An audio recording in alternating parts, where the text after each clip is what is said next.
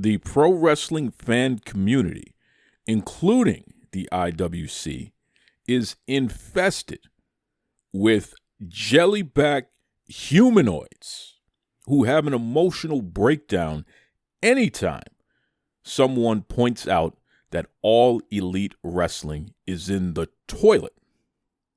Fret not, brothers and sisters. Your man, the Duke, is here to set all of these JellyBack humanoid bastards straight, and we're going to do it right now. You're locked in. Look at what we have here, folks! To the only show that matters. The cream of the crop. Duke Loves Rasslin. And there is no one that does it better than your host. I have come here to chew bubblegum and kick ass.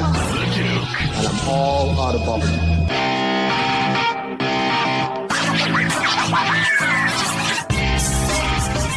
My brothers, my sisters, welcome back. Welcome back to another wonderful edition of the Duke Loves Rasslin podcast, the show about pro wrestling and everything else. Before I address the elephants in the room, and I sure as hell am going to do it, I want to take a moment to give a special shout out to all of our friends out there who have been affected by the hurricanes, whether it be Hurricane Milton or any of the hurricanes before that. Especially our friends down in Florida, folks in North Carolina. You have our friends in Mexico, Jamaica, whomever. Okay, everyone who is in that region there and below who have been affected by the hurricanes, hey, hang in there. It's a tough season there. I know that we've already heard from our friends first and foremost. WWE Hall of Famer Devon Dudley, he and his family are okay. They rode out the storm and everything worked out for them. Big Vito LaGrasso, the Don of wrestling, the only Don of wrestling. That's right. He and Best Buns over there, Noelle, his lovely wife, they rode out the storm and they're okay. Nick Pate over there at River City Wrestling Con, he and his family are doing all right. The Young Professor, solid. Who else? April Hunter. She had a tough go at it, some terrible flooding, but she managed to ride it out, and she's okay. Thank goodness for that. We love April. Jeremy Gomez. Gomez is still antagonizing people online, so I guess he's okay as well. No avail. No avail is still fabulous. That's great. I heard from Tiny Donnelly. She's all right. So, all of our friends, they made it out. They're okay. Thank goodness for that. And let's hope that the rest of this hurricane season passes us by and doesn't claim any more lives or create any further chaos, so to speak, because it's just terrible to see. So now that we've gotten that out of the way, now that we've gotten the sweet stuff out of the way, it's time to get sour, baby. Because I'm going to tell you right now, these JellyBack humanoid bastards out there, they have completely ruined pro wrestling fandom as far as we know it.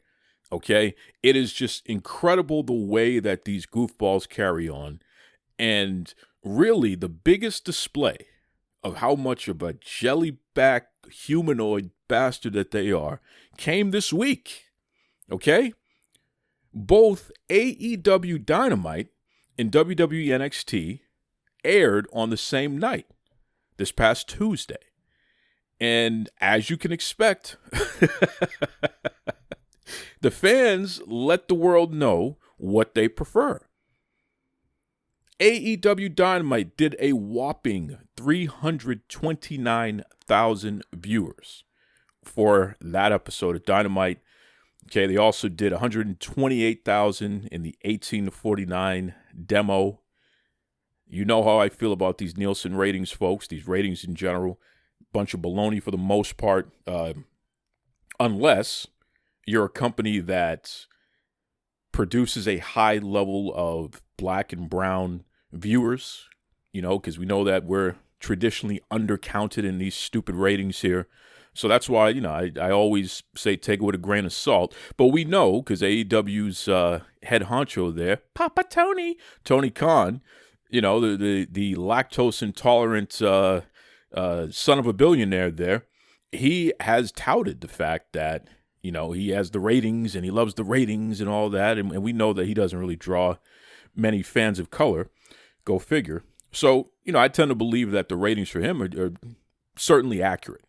On the flip side, WWE NXT, the second episode on the CW network, which is on regular television here in the United States. Anyone with a television antenna can get that channel, which is fantastic. WWE NXT, 874,000 viewers. Okay, and in the 18 to 49 demo, 318,000. Incredible. Okay, they trounced them. They destroyed them. Anyone with eyes can see, and we all understand why. The WWE product is completely better than anything AEW is producing. Okay, we just know that for a fact, and including NXT, which a lot of folks want to continue to say this is developmental. We know that on this episode, the main event, you had Javon Evans going up against Randy Orton, the future WWE Hall of Famer. So, you know, you definitely throw some legends in the mix there, but nonetheless, let's call it what it is. AEW Dynamite is AEW's flagship show. I don't care that it's on a different night. It's still on the same network. Every Tuesday, on average, about 700,000 people are watching pro wrestling, WWE NXT, right? So we know that the fan base exists. They're there.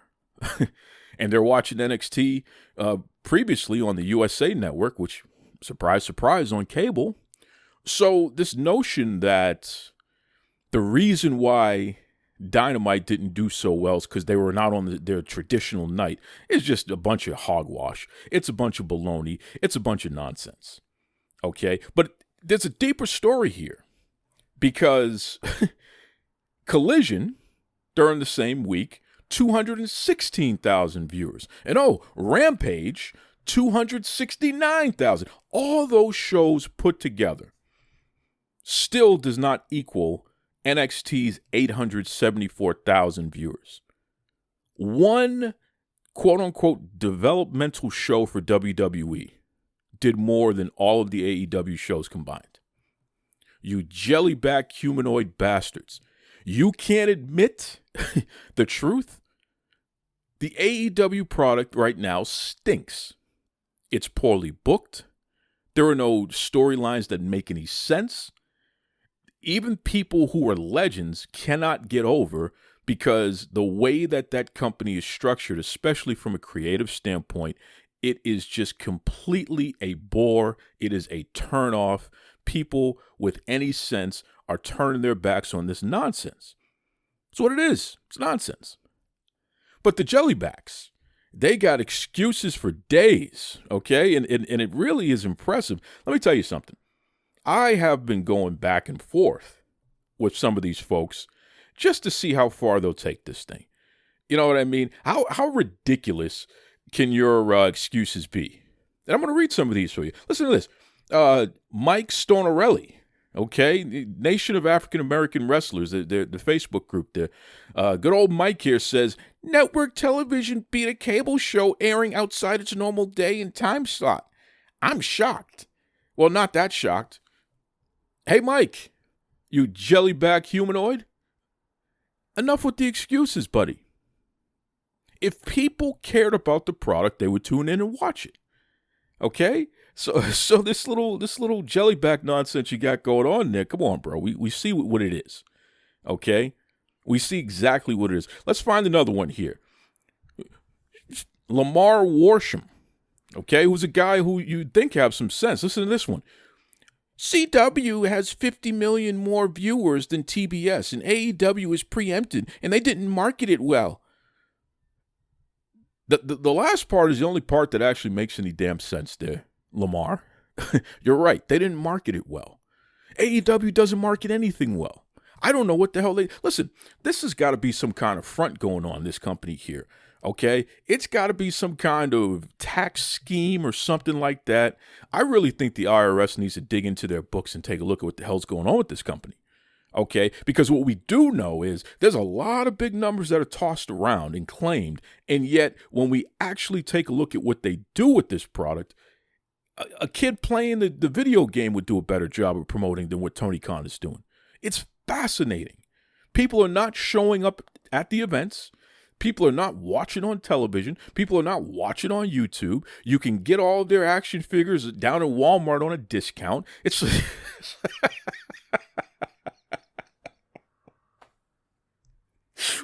we got the holiday season coming up, and you literally could go down to Walmart and you could get AEW action figures in the clearance section. Nobody wants them. Can you imagine that? Nobody wants them. Listen. If I go down to Florida right now, Jacksonville, I guarantee you there will be far more WWE product out there, and it actually moves. And meanwhile, you'll see the AEW product in the clearance section. What does that tell you? In the toilet, while you jellyback humanoid bastards make excuses. Let's find another one here. Let's find Levon Bing. I didn't even know AEW was on till it was just about over. Yeah, I bet you didn't, Cord Hardy. So basically, 1 million people enjoyed wrestling last night. Cool.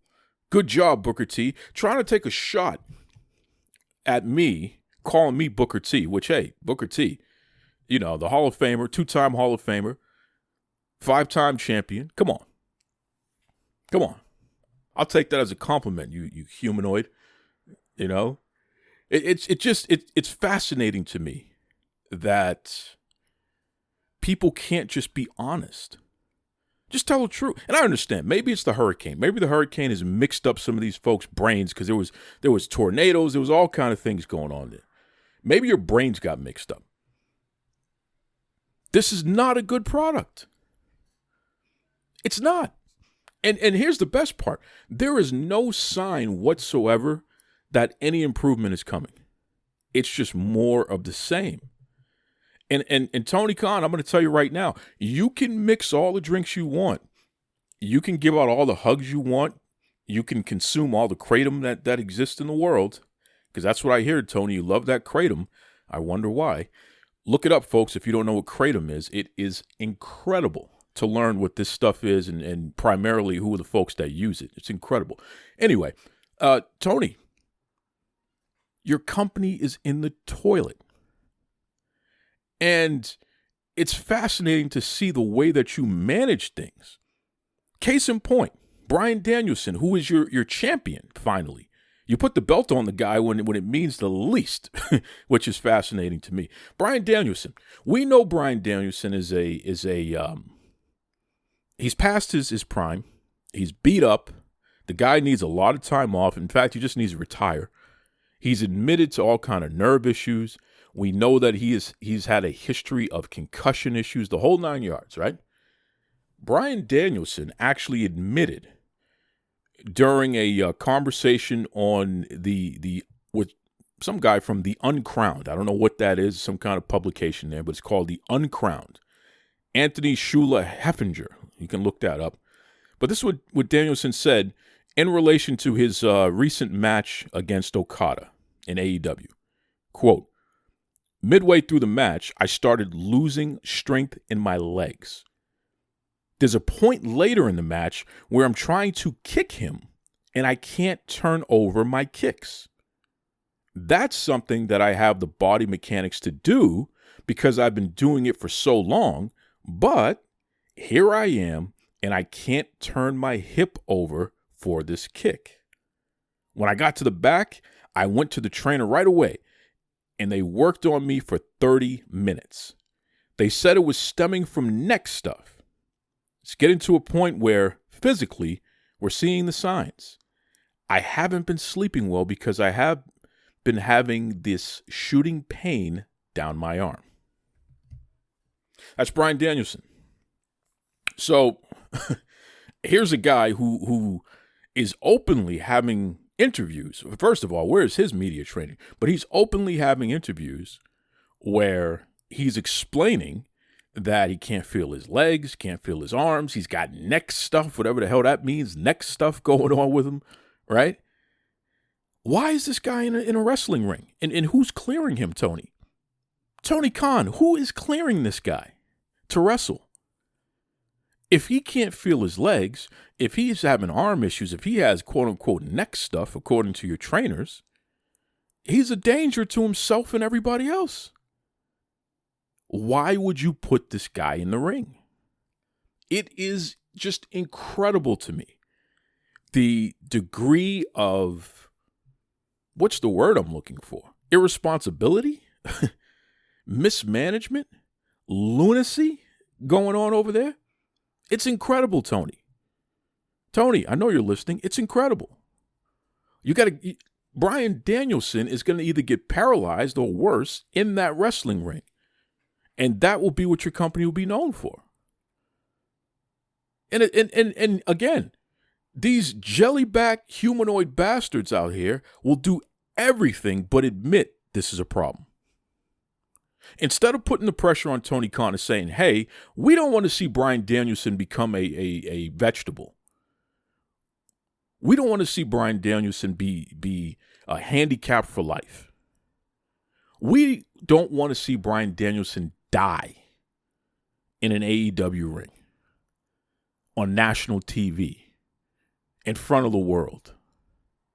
Can you maybe do something about that? Can you tell this guy his wrestling career is over for now or over for good?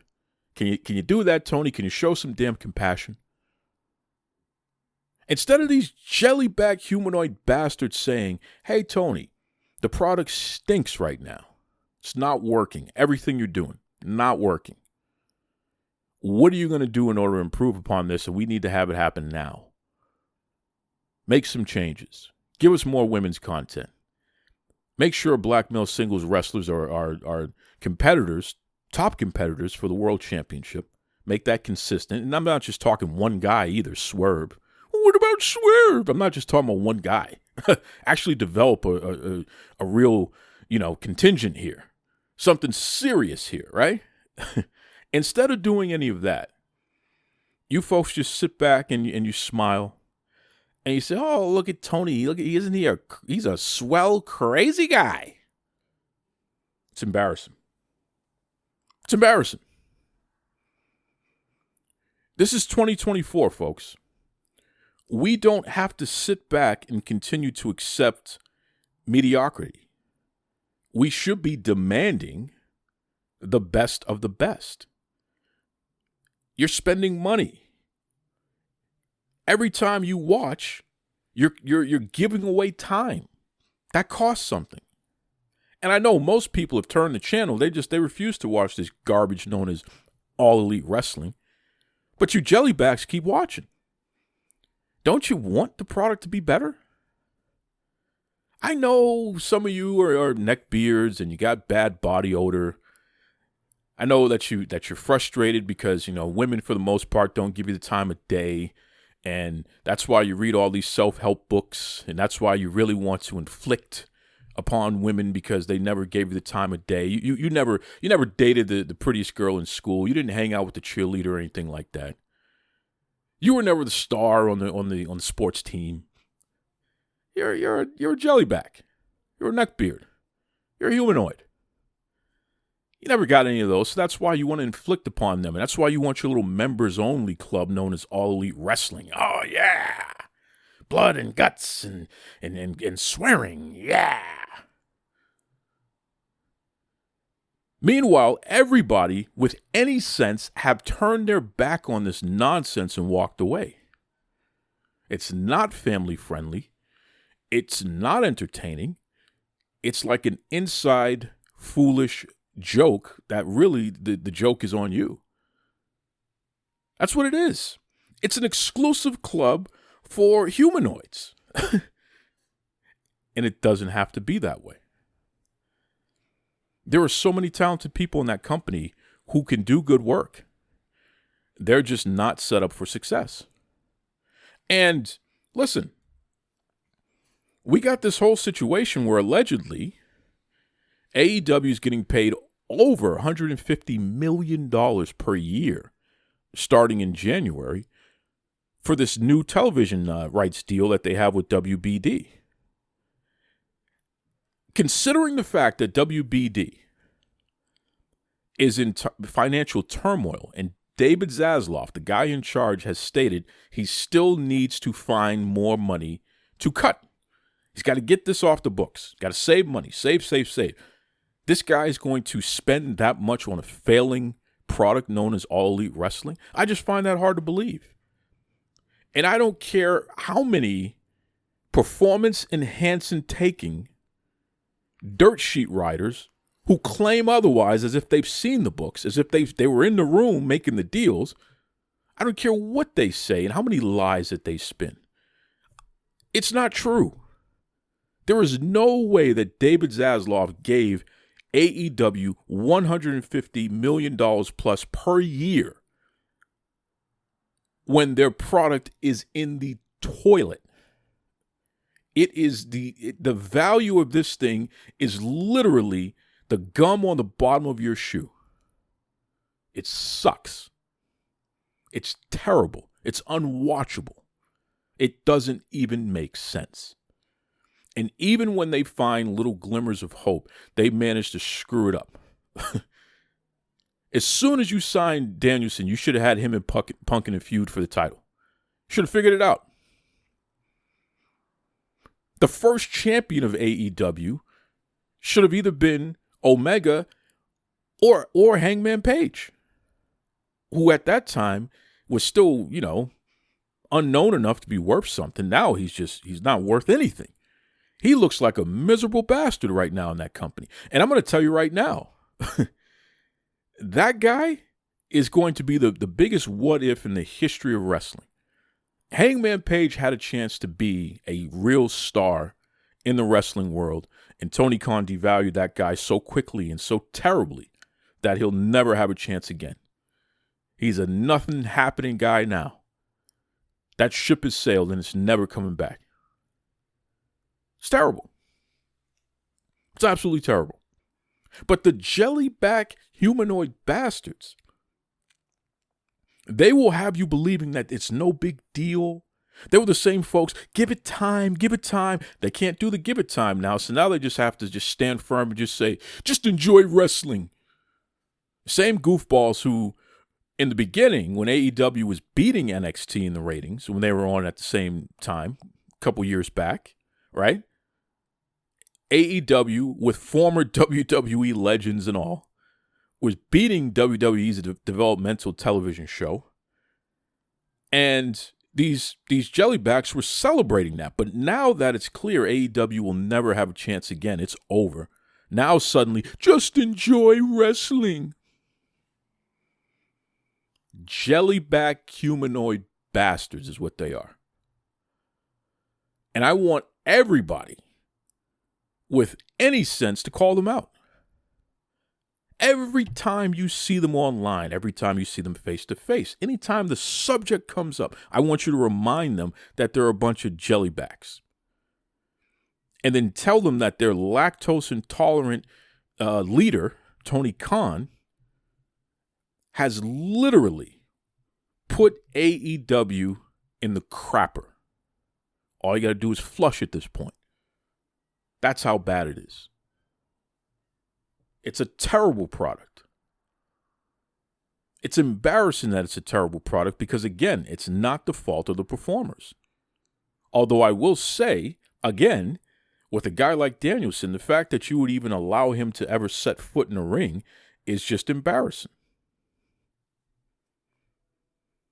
I'm telling you, folks, we have to, as we embark on a new year, 2025 on the horizon, we have to lead with truth. And we have to stop allowing the feelings of these jellybacks to get in the way of being honest. Right? They'll shout you down. They don't want to hear it. They get the shakes. Ooh, they sound like Paul Bearer. Ooh. They do all this nonsense here because they can't emotionally accept the fact that something that they thought was going to be good is not. They can't emotionally accept that even in wrestling, they're still the losers. They're still the losers. They were the losers their entire life. They never learned how to be a winner. They're jellybacks. They smell bad. They're not like us. They don't use deodorants. They don't have scented soaps that they pay attention to. They're JellyBacks. Humanoids. They stink. They're awkward when they communicate. Come on, let's talk about it. Right? They think looking good is a t-shirt and jeans. How many black t-shirts and jeans are you going to walk around with in this world? At some point, you got to care about yourself and look like somebody, right? Maybe not. Not for the JellyBacks. Not for the JellyBacks. So, I feel that as we embark on 2025, WWE is only going to get better. You got the John Cena retirement tour. It looks like, obviously the Cody Rhodes experiment's not working. He's a weakling anyway. So he's either going to have to turn heel or he's just going to get eaten up because Roman is going to get that belt back. We may even get a run for The Rock or Cena or both. You never know. You know what I mean? So the sky is the limit for what we can expect from WWE over the next year. And meanwhile, in AEW, there's not a single thing we can look forward to. Maybe Bobby Lashley signed with them and the Hurt Business or the Hurt Syndicate is what they'll call themselves will reform. But for what? And to what end? How will that matter? Because it's not like they have any good writing that's going to support them to where they can be as big as they were. I have a Hurt Business shirt that I received for Christmas a couple years back. That's how big they were. My family went out and got me that because they knew. And I still rock that shirt with pride. I love that group. But you put it in the toilet with the rest of AEW, and what is it? Right? What is it? You know what it is. I'm telling you right now, folks, 2025, a lot of things are going to get exposed and a lot of truths need to be told. Resist the urge to succumb to the JellyBacks. Don't do it. Shame them. Laugh at them. Call them out. Point out that they don't make any damn sense. Because maybe they'll snap out of it. They'll actually put on some deodorant. They'll put on a collared shirt and walk straight and strong instead of being a JellyBack. You never know. One can hope, right?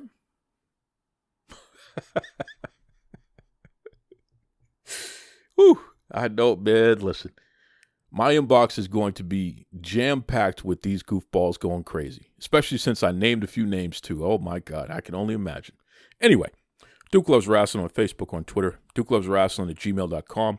Let me know what you think. Do you have any suggestions on how we should deal with these JellyBack humanoid bastards going forward? I don't know. I should put that on a t-shirt. JellyBack humanoid bastard. I should put that on a t-shirt so they can wear it and at least, before they even open their mouths, will know who they are when they walk down the street. It's amazing. It's amazing. Tony Khan, the spoiled rich kid, son of a multi-billionaire. I just hope that it was worth it, bro. That's all I'm going to say to you. You're completely destroying an opportunity to have something that could matter. And unfortunately, the way that you have booked this company, it doesn't matter, bro. It really doesn't. People do not want to watch your product because it stinks. And it stinks because of you. You are the JellyBack humanoid bastard of them all. You are their leader. That says a lot. Anyway, take it away, Tony Schiavone. This is Tony Schiavone, and we're desperately out of time on Duke Loves Rasslin. Strictly for the culture. Brothers and sisters, you have seen the t-shirts, the hats, the hoodies, the mugs in the hands of some of your favorite pro wrestling stars podcasters, and influencers out there. And now it's time. Visit strictlyfortheculture.ca and you too can be part of the movement. Bigger than sweatshirts and commercial success, Strictly for the Culture aims to build with like-minded people and elevate their position in the world through knowledge, self-love, and a desire to unite. So what are you waiting on? Visit strictlyfortheculture.ca. Do it for the love. Do it for the knowledge. Most importantly, folks, do it strictly for the culture.